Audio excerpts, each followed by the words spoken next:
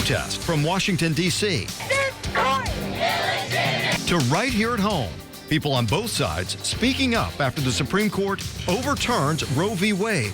Tonight at 6, team coverage on what this ruling means for us in Florida. Plus, what was once 136 families' homes ultimately became 98 of their graves. A catastrophe remembered 1 year later. The stories of resilience and strength from Surfside. And a look inside the mind of a confessed killer. Why Brian Laundrie wrote in his notebook that he killed his fiancée. Now, from Southwest Florida's most trusted news, this is Wink News at 6. Decision must not stand! We will abolish abortion! People take to the streets after one decision throws out nearly 50 years of constitutional protection. Today, the Supreme Court overturned Roe v. Wade, which established abortion rights federally. Now the power goes to the states. Thanks for joining us. I'm Lois Tomei. And I'm Russ McCaskey in for Chris Safadi. In 1 week, a 15-week abortion ban takes effect here in Florida. And after today's ruling, Governor DeSantis vowed to expand anti-abortion protections. We have team coverage on reaction and what's next. Let's start with Wink News reporter Taylor Wirtz, who's in downtown Fort Myers. And Taylor, what are you seeing there at this hour? Go. Well, things are very different since I last spoke with you about 30 minutes ago. A crowd has definitely arrived on both sides of the aisle. You can see the Southwest Florida Red Cloaks. They're a big part of organizing this. They said it is a solemn event for them. You can see they have no signs, but next to them, a lot of signs saying "Bands off our bodies. I stand with her. Ruth sent us." A lot of pink, supreme evil. Never again. All these signs, people mostly here that are pro-abortion's rights. But I did speak with a woman earlier today. She has been fighting for abortion rights since before Roe v. Wade was issued back in 1973. Here's a look at what she told me. Even though we knew it was coming, it was still shocking that it just doesn't seem believable that we could have people sitting there in robes making decisions like this about our bodies. Now, everyone I spoke with tonight said that their fight certainly isn't over. They said this is a somber occasion for them, but they want to keep it peaceful and safe. And now it's up for the states to decide and the people who vote for leaders. Live in downtown Fort Myers, Taylor Wirtz, Wink News. Taylor, thanks. We also saw anti-abortion protesters outside of a Planned Parenthood today in South Fort Myers supporting the Supreme Court's decision. They got quite a reaction from one driver who stopped at his car to yell at them.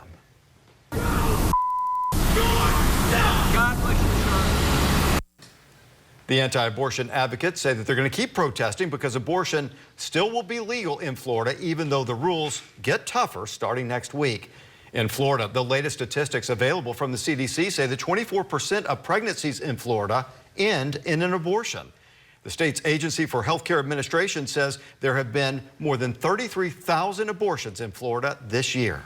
Those against abortion feeling victorious today. We continue our team coverage with Wink News reporter Marcelo Quadra in the studio. And Marcelo, you spoke with several advocates. Were they surprised by the decision?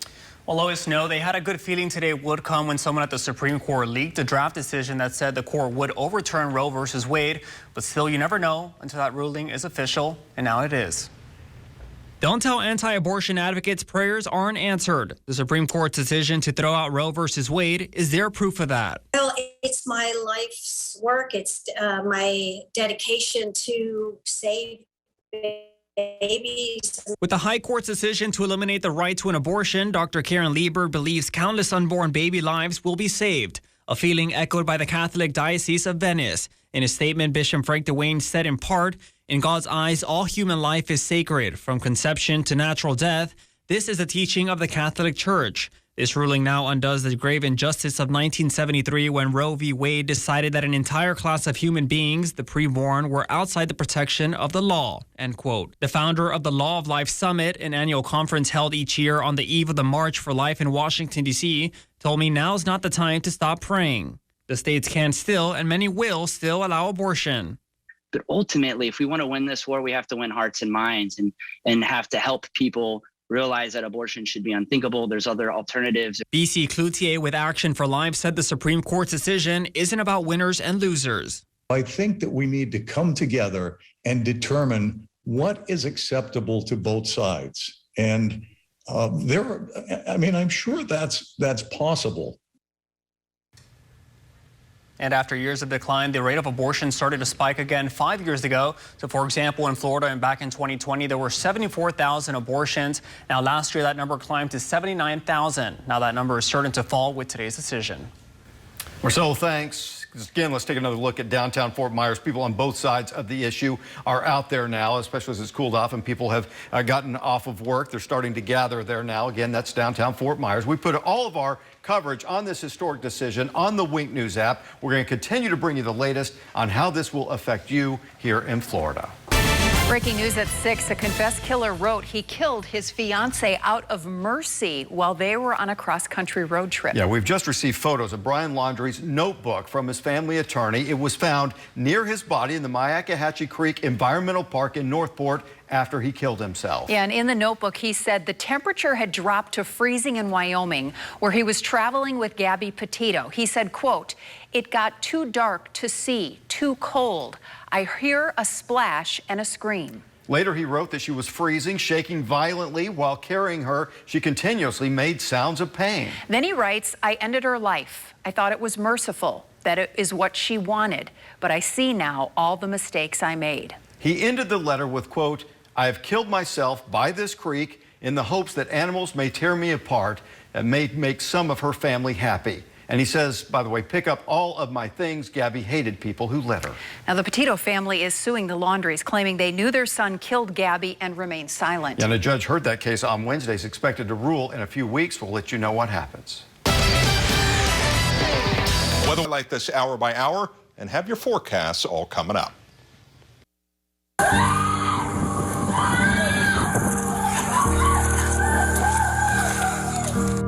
Chaos after a sudden collapse. Half the building's gone. That building's an L. Okay. The whole this side right here, the thing came down. Families feared for loved ones as the desperate search began. They're all missing. The stories of heartbreak remembered 1 year later. When I look out, oh my God, the building isn't there. What do you mean? The building isn't there. Dozens killed in one night. We lost 100% of every single thing we had. It's been the worst year of my life. Now, families coming back together in Surfside to honor the lives lost. And that was the last thing we said to each other, I love you. And today we remember the 98 loved ones, friends, and colleagues who died when the Champlain Towers South partially collapsed. Yeah, the tragedy 1 year ago changed our state forever. Wink News reporter Michael Hudak has been in Surfside for days now, speaking with family members whose lives were turned upside down. Michael, a lot of sadness there, but also a lot of strength. You know it. You've heard the saying. It's not how you died, but how you lived that defines you. If there's one thing, Russ and Lois, that we have learned here in Surfside this week is that no matter the circumstances, there is nothing that love and compassion cannot handle. And there is no one who embodied that more than this young man right here. Take a good look. Luis Bermudez Ortiz, a 26-year-old man with muscular dystrophy who never let his disabilities cloud his passion for life. We were here as his family came back to the site of the collapse where they lost Luis and their daughter Ana Ortiz for the first time since that fearful day in June. When you walk along the memorial wall at Surfside, all you see are names. 98 of them. Maybe you know their stories, maybe you don't. But you know they died in a way most people can't comprehend. And the collapse is on video for all of us to see. Alita Boswick told me she still feels so much pain over the brave soul she lost. He was very handicapped, and Annie took very well care of him. And they just had the greatest relationship, and we miss him. Luis Bermudez might have been confined to a wheelchair, but he wasn't defined by anything. Very sweet. He doesn't talk too much. Quiet. He's very quiet, but he was happy. He doesn't feel that he has a disability. He was in her body. He was free. He was free. The 26-year-old, nicknamed Luillo, suffered from muscular dystrophy. He and his mother, Anna Ortiz, lived on the 7th floor of the Champlain Tower South. We lost 98 souls for negligence. That person needs to, or those person needs to become accountable. In the year since the building collapsed, Luillo and Anna's family have done a lot. They've entered into therapy. They've become closer with God. What was it like walking up to the wall and finding their names? But they haven't done this. I accept everything. I accept it. Now she's in heaven. Our cameras were rolling as this heartbroken family returned to the deadly scene for the first time. It was time me to come here, say goodbye.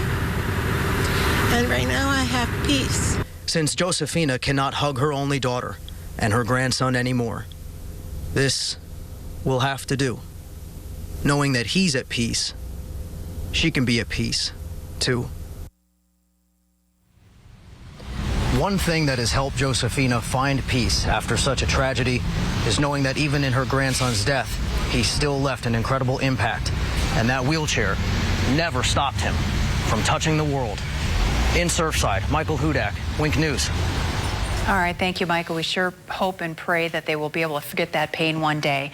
Well, many were sleeping when the condo collapsed partially. It happened at 1:22 a.m. on June 24th. About 2 minutes later, first responders, they started to arrive. In the morning of June 24th, the search and rescue began, and that's when a teenage boy was pulled from the rubble alive. The next day, Task Force 6 joins the search. They're from Southwest Florida. By the end of June 25th, 159 people are unaccounted for. On July 4th, the remaining part of the condo was demolished. And July 7th, the search switched from a rescue to a recovery. They didn't think anyone was going to be alive anymore.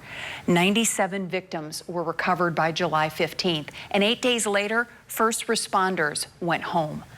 Then on July 26th, the final remains were identified, and 54-year-old Estelle Hedaya, bringing the death toll to 98 people. And Lois just mentioned Task Force 6. They worked for days digging through the rubble. Then, once they got back home, they incorporated the lessons that they learned in those rescue efforts in their training. Shane Seibert from Task Force 6 says this experience showed them just how short life is. You know what? If you think your loved ones are close, then you need to hug them and get them closer. That's just spend the time with them. Time is precious, and we just don't know how much we're going to have of it. So I would say, you know, hug them, love them, and let them know that. Time is precious. He says a lot of the team reorganized their schedule after coming home so that they could spend more time with family. Yeah, it just hits you so hard. Yeah, you know, really you never know when your last day on this earth is. So, yeah, and that's one of the lessons that they learned, and it's something that we can all take away from this. Absolutely, yeah. Well, there are so many stories to share after the deadly condo collapse. You can watch the emotional memories on the Wink News app. A 2-month-old and a 2-year-old child are still missing after 5 days. Fort Myers detectives believe that these 2 children, Genesis and Yasmin Berrio, are in danger. They believe they're with their parents who lost custody. Investigators believe that the family is traveling in a 2013 gray Dodge Dart. If you have any information on their whereabouts, contact Fort Myers Police. Voters will decide who fills the seat of late Lee County Commissioner Frank Mann. Mann died on Tuesday. The Lee County Supervisor of Elections announced the special primary election will be on August 23rd. The special election will be on November 8th. The winner will serve out the remaining 2 years of Mann's term. Still ahead, disturbing testimony in court. The signs a mother is accused of ignoring before her son died of starvation. And a new park is breaking ground, the activities that will be available when construction is finished. And reaction continues to pour in, and people are speaking out after the Supreme Court overturned Roe v. Wade. This is a live look at downtown Fort Myers. People on both sides of the issue are out there. We're going to continue to follow the story for you and bring you the very latest. Stay with us. Here's what's coming up tonight on Wink.